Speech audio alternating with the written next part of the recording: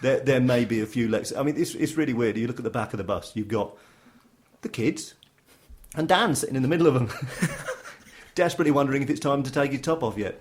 That doesn't sound right, does it? Dan, I'd like to apologise. I didn't mean that. Well, look, Barnsley's great. It's a great ground. You've got this massive 6,000 seat away end. Go on, stay with me. We've got this massive 6,000 seater away end. And that's a big stand, isn't it? It's a big stand, and luckily, we didn't quite fill it, so we were able to choose where we wanted to sit. We could choose a row each. We had 330 something. I think. I must say, they sounded very, very loud on the radio. For a good 350 or however many that were there. Yeah, it actually sounded really loud. It's a useful checking point because it's one of those where it's certainly a good few years since I've been there. I reckon probably 6 years at least since I've been there.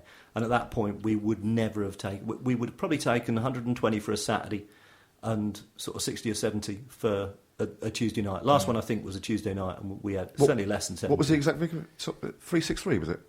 I think 363 on Saturday. Yeah, it's pretty good. Technically, I mean, I know it's but everything about our away support is fantastic unless you compare it against our average home gate.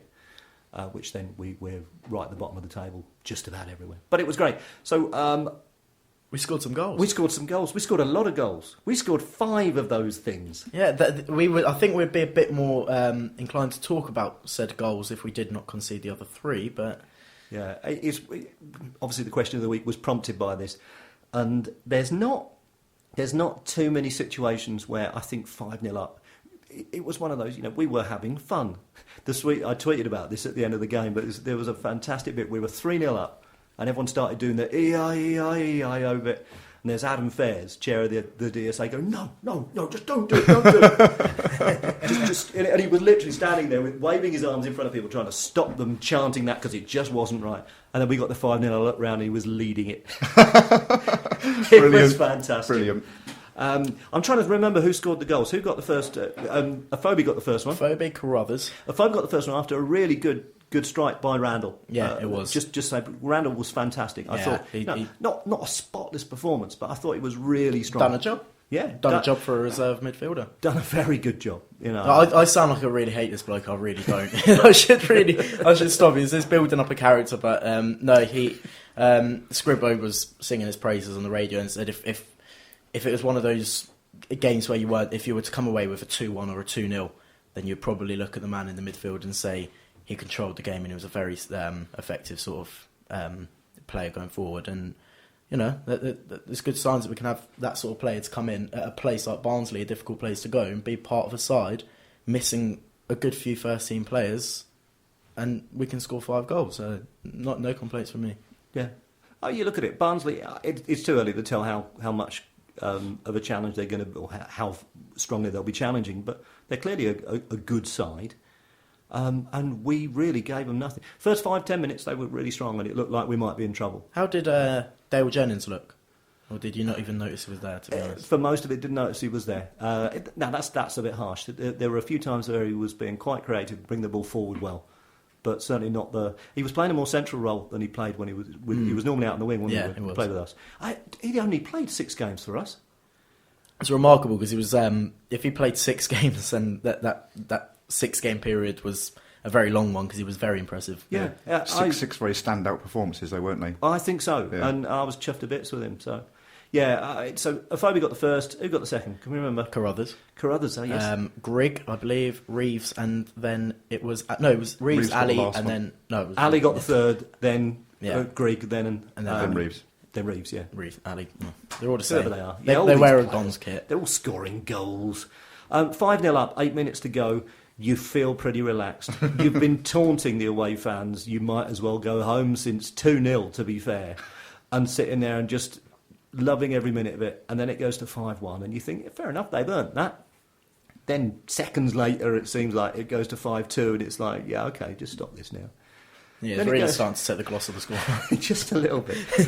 And I'll be honest, it wasn't the points, it wasn't the scoreline. I reckon every single one of us was standing there thinking, this is going to be so embarrassing. Yeah.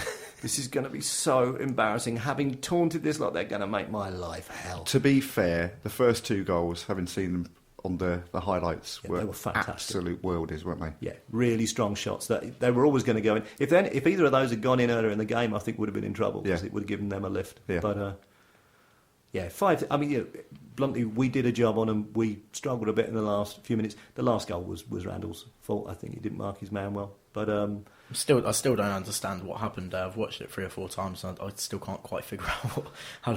The last goal, yeah, he didn't jump. No, obviously. Why? I should be a coach. I think I've sort of sussed this out. When the attacking player jumps above you and heads the ball, you should try to jump and stop him doing said thing. Okay, well look, I had a great day out. It was really good fun, and I would give us. I think you've got to give us a 9 out of 10 for it. Something like that. I thought we were fantastic. Good. Grand. Any other points to make? None. Well, I have. It's one of those where I was actually saying when I was listening to the commentary, when you can see 3 goals after you've been 5-0 up, if that were to be us, we'd almost walk out of the ground like we'd just won the game. And the opposition fans are walking away saying, well, that shouldn't have happened. Because we were only focusing on the fact that we conceded 3 goals, not the fact that we had scored 5 away from home at a good team. And it kind of felt a bit of a defeated sort of attitude that a lot of our fans had. And I like to look at the positives on this season and think, we scored 5 goals away from home. You know, ignore those 3. It didn't have any effect on the game, really. So, yeah. Certainly up until last night, before last night's game, we were top scorers in the division. Yeah. Yeah, we were. When have we ever been top scorers in the division? Joint top scorers in the country, I believe, as well. I mean, seriously, we have never done that. You know, if you look at things like the Ince promotion season, like we were saying as well at the start of the season about depth in the squad, goals coming from everywhere. I mean, that's lovely to see. Really encouraging. Yeah, 5 goal scorers. Yeah, even if you go back to the Ince promotion season and things, you know, we scored considerably less goals than half the other teams around us, but we won anyway. Okay, let's let Terry have a say. Listen to the Sticks Radio Show with me, Terry Sullivan, here on Seclo Sounds every Monday from 10 a.m. with guests from the world of entertainment and sport across hearts, beds and bucks. The Sticks Radio Show online at seclosounds.org.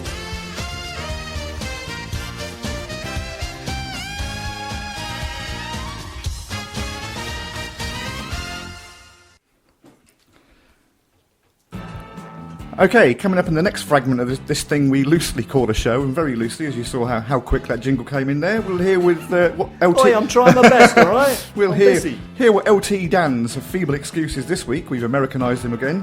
And we'll give George Wardock the song that he truly deserves. Take a look at what people have been saying about us this week, and we'll have a chat about the Bradford game.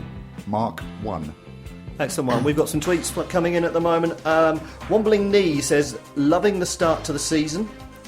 Features much better than last season. I think he means us. That's hashtag the MooCamp. Oh, fantastic. Franny Danny says, life, liberty and the pursuit of happiness. And the Dons. That should be a bumper sticker, shouldn't it? It should. Hashtag liberté, égalité and fraternité. Simon from London says, you're all very mean.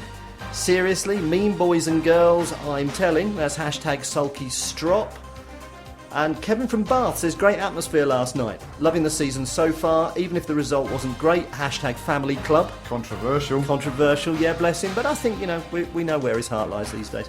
And 4-0 against United said, we haven't mentioned the United match yet. Watched it again last night. That's hashtag grinning and hashtag grinning lots. Grand, do you say we just had a text in? Yeah, well, yeah. As the many texts that we seem to get through, I got one from David from Westcroft who says, the last 2 games are like imagining this great chocolate bar coated in triple chocolate, and then you realise the brown stuff isn't chocolate, but Hanford game. Is he criticising the 5-3 win? Anyway, I mean, sorry, thanks anyway. Who was it? David from Westcroft. David from Westcroft. Well, David, please, keep texting. That's cool. If you know what David thinks the brown stuff was, then please text that to the text it to somebody else. Cheers, David. Was that the bottle forecast? That could have been the bottle forecast. I see. It all goes together fantastically well, doesn't it? Okay, you can contact us by passing the ball sloppily to an opposing striker, by getting sent to the stands and then pretending you don't know why, or you can use more conventional methods. You can contact us on Facebook at facebook.com/the MooCamp. You can use Twitter, and we're using the hashtag the MooCamp during the show. You can email us at radio@moocamp.com. You can text 80085, but remember to start your message with "look into my eyes, not around my eyes, look into my eyes, 3, 2, 1, you're under," or else it won't reach us. Or you can text direct to the studio on 07848 930 396.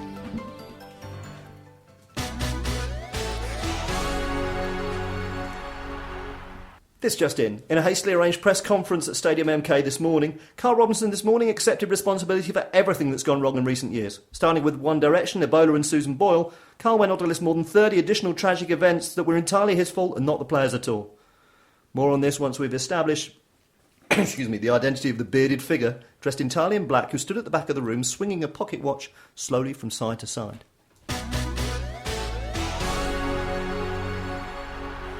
Let's just talk psychologists for a minute. We have a psychologist, apparently. Yeah, apparently so. I don't know if this is a genuine thing. He looks like a psychologist. He dressed all in black and he has a beard. That's what psychologists look like. And he was walking off. He sits in the dugout, I think, or sits somewhere by the team. He was walking off at half-time with his arm round a phobie, presumably saying, "Look in my eyes, look through my eyes," and stuff.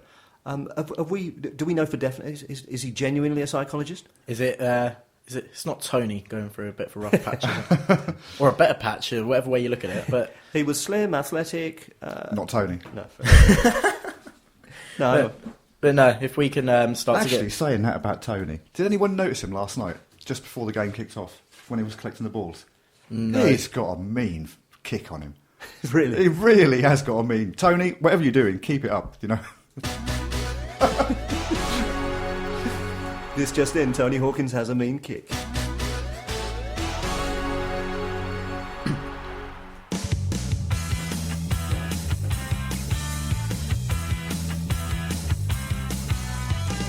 He's the one that everyone seeks, so what's his excuse this week? It's that time of the week again, and this week we've received a rather dejected note from Dan, as we, his former employers, would like to extend our handout to him, should of course he need it. His note, written in his own blood, on the back of a Barnsley ticket stub reads thus: "Naked, naked, why do I bother? I am slimmer now though." We'll have more from Dan once the straitjacket is removed. Next one, thanks very much. Luke Ashmead is Jesus. I've always wanted to say that phrase. Actually, he's not. He's Herod. But just to pick up on something we discussed last week, the SET, the Don Sports and Education Trust, are they doing it? Are they sponsoring it? I think they're sponsoring it. Okay, let me just turn Jesus down a little bit. It's taking place. The first show is tonight, so if you're there, I hope you've got the radio in listening to it. I hope you've got an earphone listening to us as well. But it goes on until Saturday. Tickets priced at £15, £13 for concessions. And I love the description I said... I thought this was lovely as well. Featuring a cast of 30 talented people and Luke Ashmead, which I just Punctuation's everything, isn't it? It is. That's great. And it's probably remarkably accurate, but it does sound like it could be really good fun. Yeah. So it's not too much to spend. Yeah, sat here in my MK College Performing Arts t-shirt. We know you performed there. Just hats off to Luke for doing it, and I'm just hoping that I can, get down there and watch, because I think, like I said, seeing Luke Ashmead performing in Jesus Christ Superstar would just be brilliant. I think so. Yeah. I'll take a bit of motivation and what's the word? Inspiration from his performance. Excellent. I think perhaps we need to see if we can get him on for a chat next week to see how it went. Yep. And maybe get him to perform some of it live. And I can give him some pointers for next time. There you go. Yeah, you can be his coach. Okay, great one. Tonight up until Saturday night, Stantonbury Leisure Centre. You can get tickets online at stantonburytheatre.co.uk. And if you've got any questions, let us know. But yeah, that should be good. He's got a rubbish song. Oh yeah. We're gonna fix it so it's not so wrong. OK, well, look, we're trying to improve the quality of the songs on the terraces. And this week, George Baldock, look, for starters, don't you think he's going to have had enough of his brother's hand-me-downs by now? All his life, it's been Sam gets a new pair of shoes.